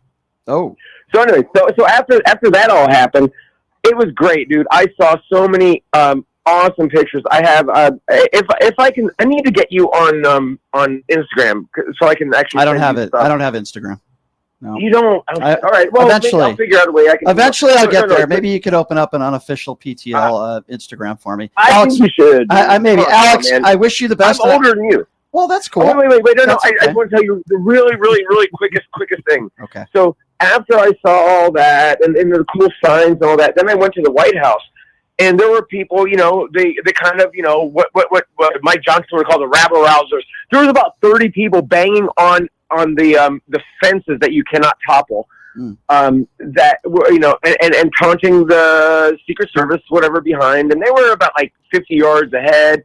Not a big deal. But then all of a sudden, these guys that came up, like about 100 people saying, "We love Trump, we love Trump," and I said, "And pedophiles, and pedophiles." I was interacting with them. That's my go-to, Yeah, really. and that's my go-to, though, because it's very simple. If you voted for Donald Trump and you still support him, you support pedophiles. It's indefensible. Yeah, you support rapists. You support everything and anything that is awful about a human being. Alex, I look forward to meeting you in Washington, D.C. on November 8th. And for anybody else that wants tickets, if we get you on the air here, let me know. I got a couple more tickets to give away. Let's see. Can I make a clarification before the next caller? Because people were upset at me interrupting, which is, our prerogative. But when you start speaking about America and what is un-American and what is really America, and he says, well, America's a racist country. Yeah, I'm going to defend that. I'm going to jump on that because I believe the Americans, the Democrats, the independents, the people who believe in civil rights, who believe in due process, those are Americans. And when you try to tell me that Americans are racist, maybe half, maybe a little more than half, but this is not a race, and that's not what we're about. And yes, I'm going to speak up, and I interrupted him, but I interrupt people sometimes. The core of what we are, I believe, is good. And I don't like to hear it. Yeah, 702-221-7283. I think I got triggered. Again, that number 702-221-7283, the number to call. Let's go to Will. Will is next up on PTL. Hey, Will, what's going on? And I interrupted him. But Will. hey, how you doing? Good. What's on your mind, Will? I was listening on the YouTube and didn't know that you guys. Hey, Leonard. Hey, Brian. Hi, Will. Listen, I just really wanted to touch really quick on something that most people may not know, and maybe Leonard might relate a bit to it because he is Hispanic. I'm 100% Cuban American. My parents left Cuba 9 months after Castro took power, and there's a big divide in the Cuban, especially Cubans in Miami and Cubans from up north. Cubans are very industrious. They very hardworking, and a lot of them came during a time that they had to break through, if that makes sense, to make companies graduate. And a big thing in my family was education. I mean, I have 6 doctors, 8 attorneys in my one side of the family. Impressive. But the sad thing about it is that a lot of them, they wanted to be, and I've seen it in my own family, wanted to be white. They wanted to feel like they were part of a certain family, they wanted to, that's the only way I could say it. They wanted to be white. Fortunately, I was parents that were proud of who they were, and I was, brought up that you're proud, you're somebody because you're Cuban. And I want to say that, and maybe Leonard can relate, me growing up, all I heard on TV when they heard the news was Spanish TV. Let me interrupt you real quick, Will, just to clarify. I'm not Hispanic. I'm Italian, 100% Italian. My grandparents were actually from Italy, so just to correct that. Tony Soprano is co-hosting the show with me today. Just to be clear, forget about it. Hey, I don't consider myself white. Listen. With all due respect, I'm sorry. I just love saying that. Thank you for the call, my friend. I appreciate you, and we love people from all over the world that are in this country, and I'm honored that somebody like you listens to the show, and I love you guys for that. Yes, I love our audience. Very diverse. Who are we going to next year? Let's go to Paul. Paul is next. What's up, Paul? Hey there, Brian. Hi, Leonard. Hi. I just want to say that I Hi there. I saw this imagery of your orange Hulk pulling down the White House. At first, I thought it must be AI. I couldn't even believe it until it was confirmed. This must be second only to the J6 imagery. This is the most obscene representation of what this guy is all about. Pulling down the White House to build some bold, fake ballroom in his own honor. It's so disgusting. It's like Prince Charles pulling down a wing of Buckingham Palace to make an ice skating Plus, he said he rink. wouldn't. He gave his word that he would not. Yeah. Absolutely. July, he gave his word. I'm not touching the White House. I respect it too much. And nobody's outraged. I mean, I know you guys are, but nobody in the MAGA is outraged by this. I don't think he ran on this. I don't think in his rallies he said, "I'm pulling down your White House." No. Well, it's been there for 123 years. The East Wing's been there for 123 years, and it was rebuilt, and there was a second section, I think, in 1942. But he's tearing down an American institution, in my opinion.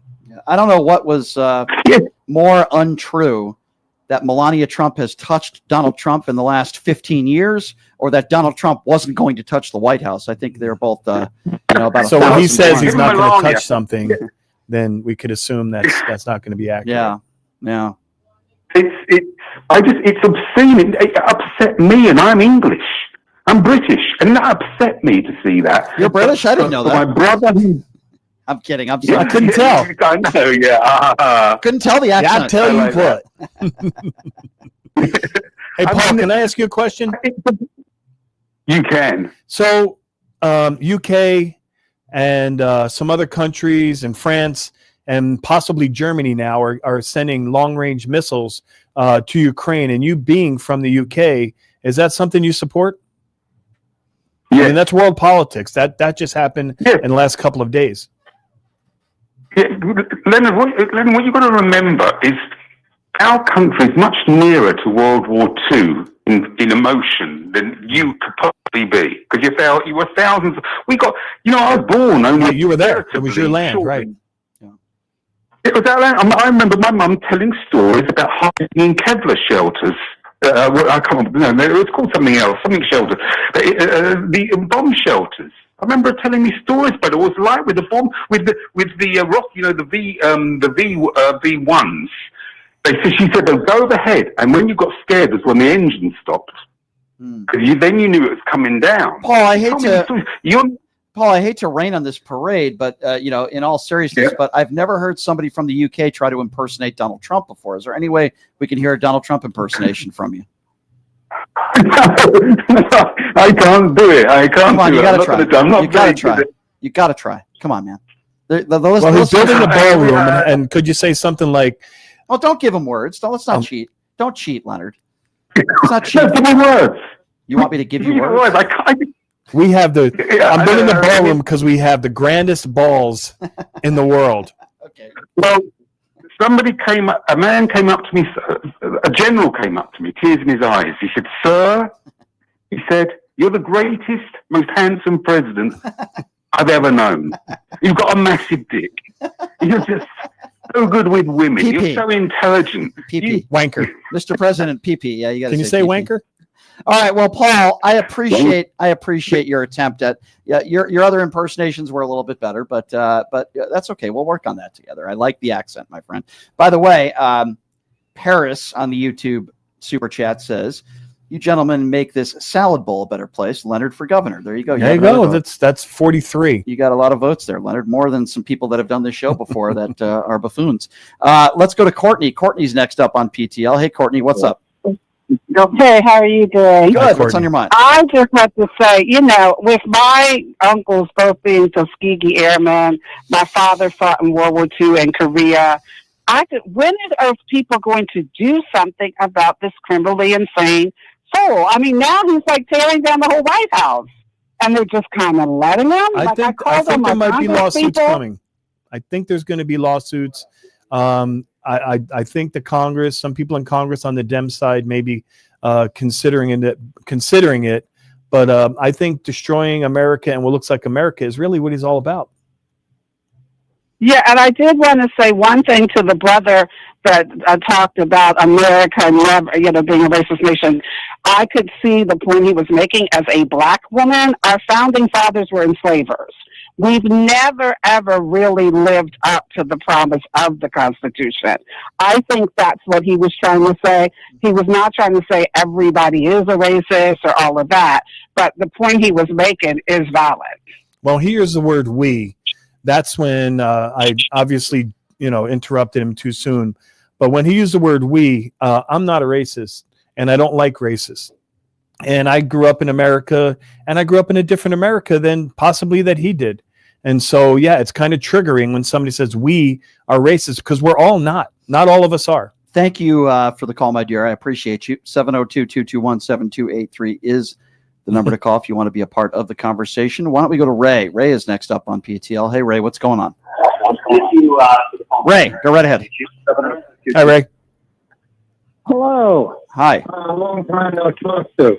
Got a question for you guys. Talking about Civil War. Okay. We as laymen have shotguns, pistols, maybe a rifle. How the hell would that stand up against the military? Well, I agree. I agree. I did a little military myself. I have a son that did 21 years, a nephew that was a sniper in Iraq, and they have heavy weaponry. We would not have a chance.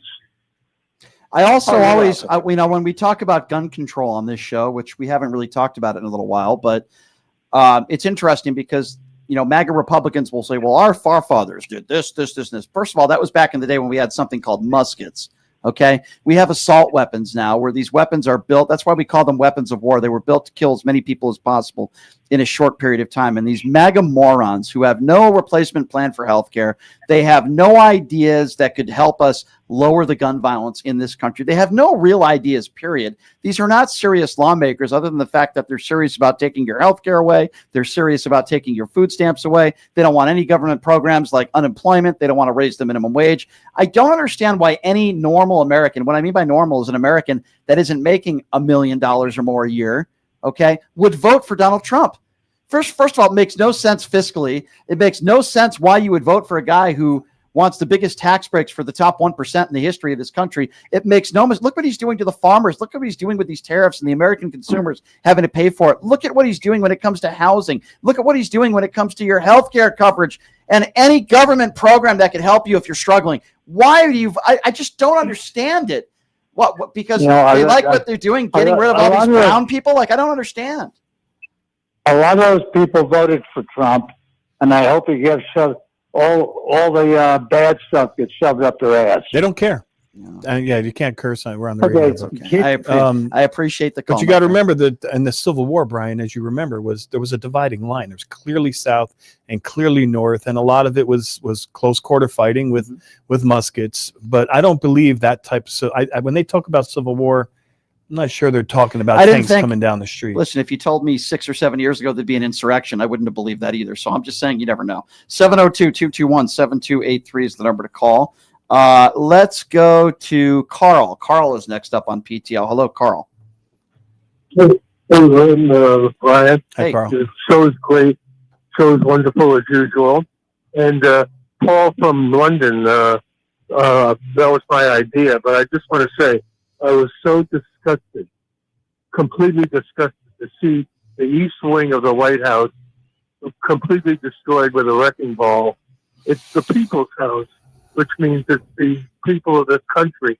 It's not Donald Trump's house.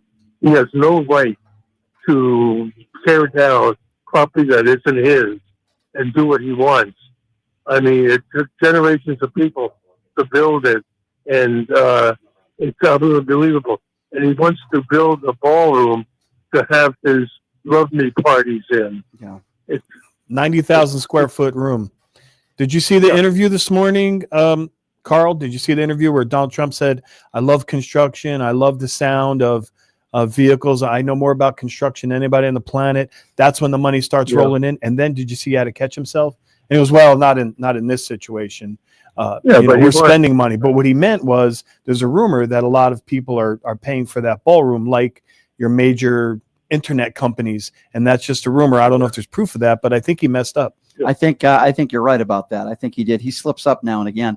Let's see here. Let's go to Terry. Terry's next up on PTL. Hey, Terry, what's going on? Thanks for calling in. Carl, did you see the interview where Donald Trump said, Lower your radio if you love can. construction? Lower your radio if you can. We'll get back to Terry. Let's go to. Hello, are you there? I'm here, Brian. I'm here. Okay, go Hi, right Terry. ahead, Terry. Go ahead. Okay. Good afternoon, Leonard and Brian. First of all, I just want to shout out to the Canadian brothers and sisters out there that I will be rooting for your Blue Jays. And the last thing I wanted to tell you about is that this Grand Tifa grandmother did her civic duty on Saturday. I live in a small county with about 7 towns. We had over 1,700 people that attended our rally and protest. Good for you. And the last thing I think we need to consider is all of our European countries who protested with us. I actually have a son that lives in Ireland, and he told me the embassy over there, they were protesting at the embassy. So, but things are happening. Yeah, several countries were Feeling with a us. little optimistic. Yeah, I felt like that after these No Kings protests as well. I did feel a sense of optimism, but it doesn't. It's just the beginning, and it can't stop. Got to keep going, keep rolling through this, through the midterms, and up to the 2028 elections, and quite frankly, until Donald Trump is completely out of the picture, in my opinion. Well, thanks for taking my call. Thank you Thanks, very Terry. much, my dear. Let's go to Pat. Pat is next up on PTL. Hey, Pat, what's going on? Are you there? Yes, go ahead, Pat. Am I on the air? Go ahead, Pat. You're on the air. I think you're on the air. I don't know. Are we on the air? You we are. think? Okay. I think so. Just pretend like we're not. Okay. I'll be less nervous then. We can hear you. Okay. All over Facebook and social media, everything, all I see of the MAGA responses about the protest this weekend was that there were only 7 million people. But they're not taking into consideration the 62 million Latino Hispanic Americans that are out there, or the 95 million people with Native American ancestry that are afraid to leave their homes because they're afraid of ICE, even though they're American citizens. Well, it was probably closer to more like 10 million. They're finding out. They're looking at some of the footage and redoing the calculations, and I believe I've heard reports that it could be up to 12 million or more. So it could very well be, but it looked like I mean, some of New York City, they showed the crowd, and it just went for blocks and blocks and blocks. That's a lot of people. I'm not sure it was in 7 million. Chicago too. It was insane. But people aren't acknowledging the fact. My family, my husband's got dark hair. My kids all have dark hair, and they're a little bit dark complected, although they can trace their ancestry in the United States back 8 generations. But my daughter, especially, she lives outside of a big Democratic city. She can't leave home without her passport. And she called me yesterday freaking out because Amazon was down and she needed something. She doesn't leave her house. Some people are carrying around their birth certificates too. In America, people are carrying their Americans are carrying their birth certificate to prove that they're Americans. She's 100% American. No, 100% American. Reminds me of 1933 Germany. It is insane, but it's like she can't, she's dark complected and dark hair and not even that dark. People always accuse her of being Mexican, and she's not. But regardless, it's those people that didn't go to the protests. They're the people who are most at risk, and they can't attend the protest. Right. No, they can vote. They can vote. I feel bad for people that are afraid to even leave their home. They're afraid that their families are going to be split apart. I'm just afraid of that. I want to go to Jeremy next. The number to call, by the way, is 702-221-7283 is the number to call. Again, 702-221-SAVE. Let's go to Jeremy. Jeremy's next on PTL. What's up, Jeremy? Hey, Leonard. Hey, Brian. Hey there, Jeremy. I have a comment, and then I also have a question as well that I hope it's hypothetical. But first, the comments. Number one, the stupid little video that Trump put out with him clapping on America and parading himself off as a king. We all know it's a projection, and what we need to do is, instead of trying to feel insulted about it, we need to take it and weaponize it, because that's really what it is. It's a projection of him wanting to be king, showing that he's clapping on all of America.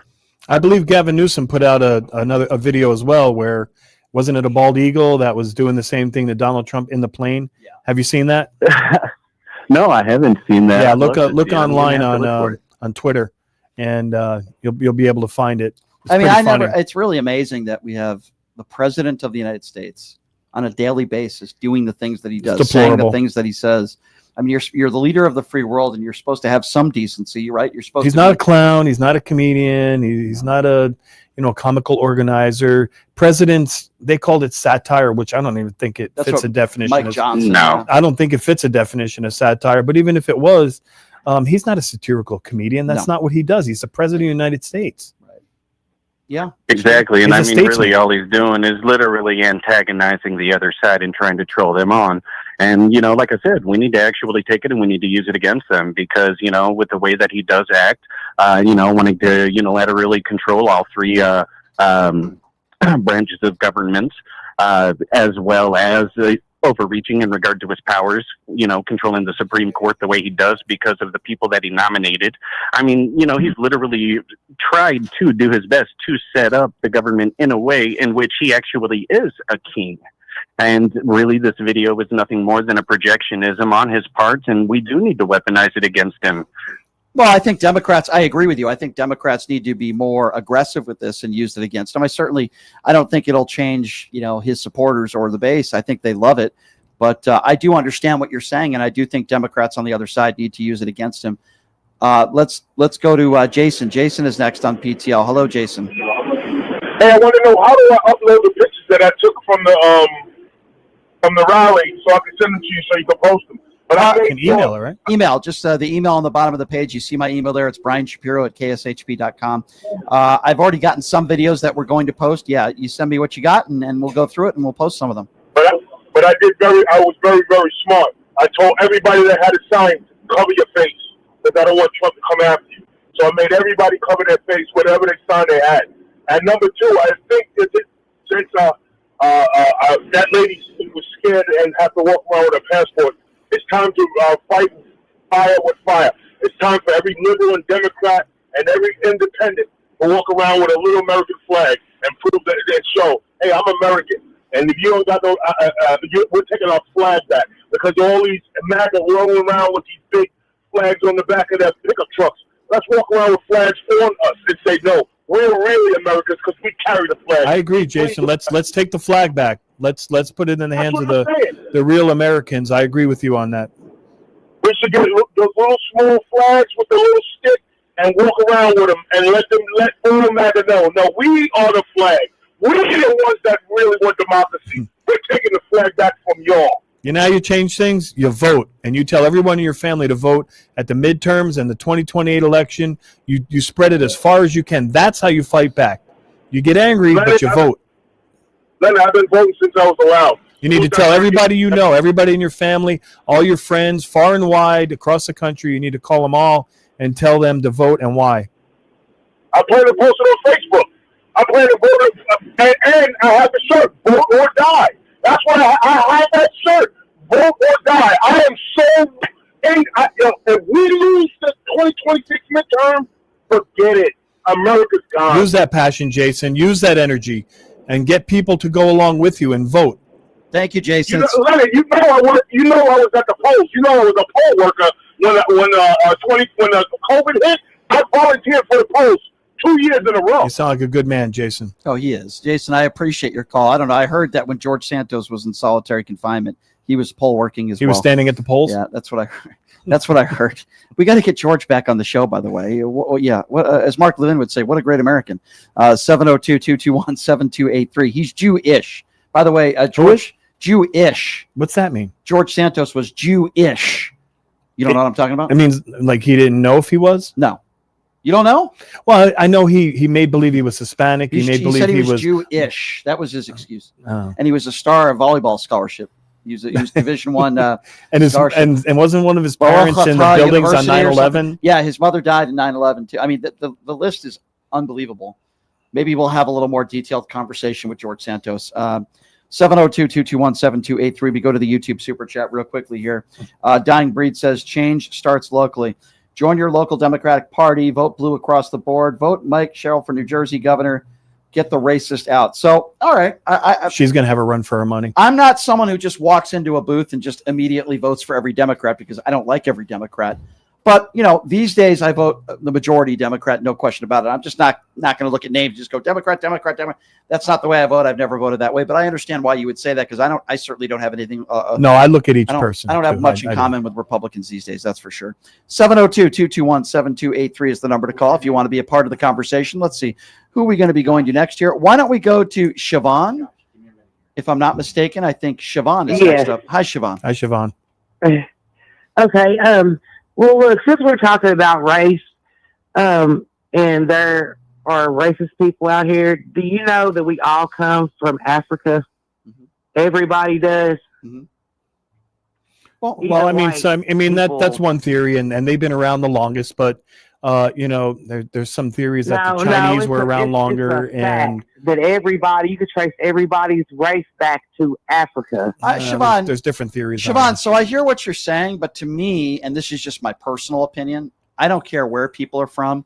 I think everybody should be treated as equals, whether it's Africa, whether it's Saudi Arabia. Because the racist people hate African. Well, I understand that. So bad. I agree with you. I agree. I understand. But everybody has it down. I understand what you're saying, and there's plenty of countries that I haven't been to, but I guess it's just not the way really I was raised, and it's not who I am. I don't really care what the color, and I know you're probably the same way. And I love everybody, every race. Right, in the here and now, we're all Americans in the here and now, and the race should not be relevant. I know white people that act like jerks. I know black people that act like jerks, and every race in between. I just don't like the race of people that wake up in the morning and put 8 layers of orange makeup on and that rape women. I guess I just don't like those 34 count felons. Call me crazy.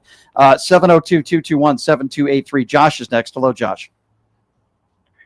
Hi, Brian. How are you? I just want to know that I love your videos on TikTok and on YouTube. And I completely agree with you with all the statements you said against the blacker people.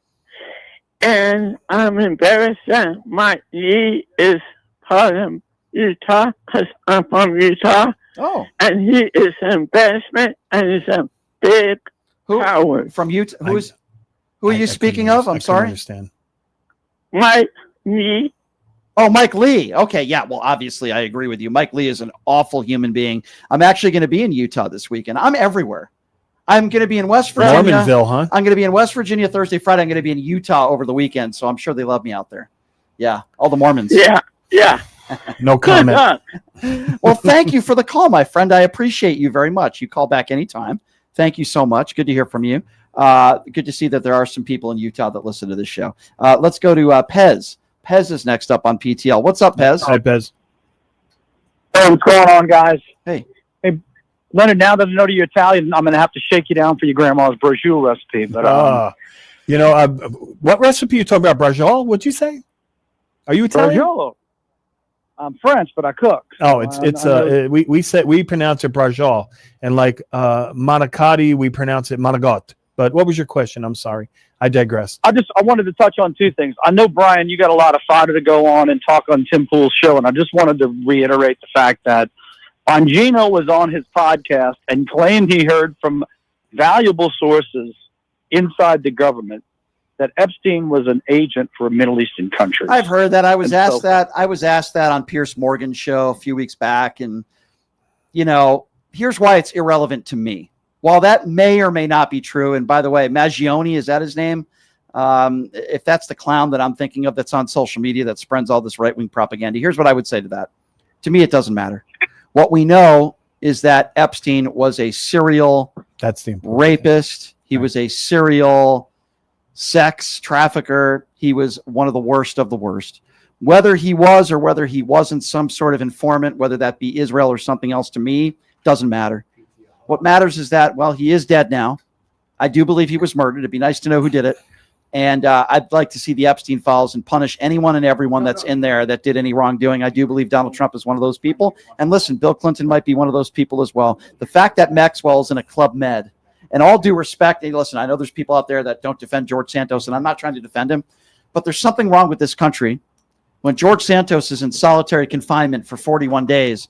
And Maxwell, one of the biggest sex traffickers in the world, is out there playing tennis right now. There's something wrong with this country. And they're saying they're making it uncomfortable for the other people in the jail because she's getting special treatment, and they have to shut down parts of the jail and take away other people's liberties so they could basically kiss the butt of Ghislaine Maxwell. Yep. No, and the other thing I wanted to point out, too, is that the ACA renewal period starts on November 1st. That's correct.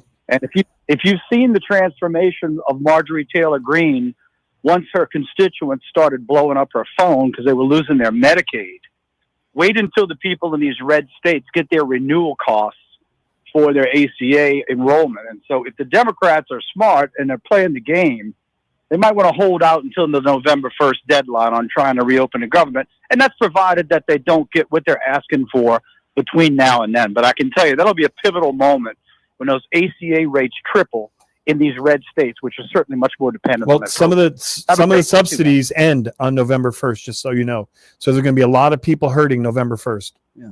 I appreciate hearing from you, my friend. I got about 30 seconds for Dave. Let's make it a quick one, Dave. Dave, go for it, my friend. Yeah, I'll make it quick, man. When you go on his show, make sure, when you go on his show, make sure that you're the only person that's debating him, because I've seen his show many times, and he's got other people in his room that will actually Oh, I know. It won't matter. Yeah. It doesn't make a difference. You're right. I thought about that, and I'm just going to turn around and say, listen, I know you're one of Tim Pool's side pieces, but this is between me and Tim. Could you please shut up? That's right. So I really don't care. Yeah, Brian will handle it. It'll be fine. I'll handle that. And by the way, and now that he's on your show, tell him to be on your show. Oh, yeah, absolutely. I'm going to, tell him to be on your show. I'm going to be doing twice. I'm going to be doing his thing. So yeah, I think we should definitely. The ratings are going to go skyrocket, man. Congratulations. I really appreciate you. All right. Well, thank you, Dave. Thanks, I appreciate you as well. Thank you. So just to give people a quick rundown, what Dave was talking about was the event in Washington, D.C. on November 8th, where I'm going to be debating Tim Pool, Myron Gaines, Alex Stein. That's November 8th in Washington, D.C. in front of a live audience. I'm also going to be going out to West Virginia to go on Tim Pool's show this Friday.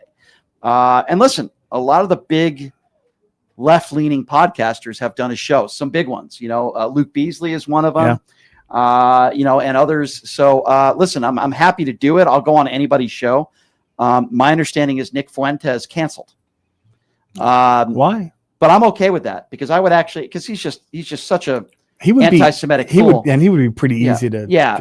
I want to have a conversation with Tim Pool. He's not that sharp. So I'm going to be debating Tim. So tomorrow, Leonard's going to be filling in for me. Where am I going to be at tomorrow?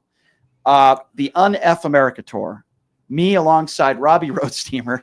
Love Robbie Roadsteamer. And also Destiny and some others. We're going to be on the UNLV campus tomorrow doing a debate-style format. It starts at 11 a.m. and it's in the outdoor amphitheater, which is like right next to the student center. So it's not too hard to find.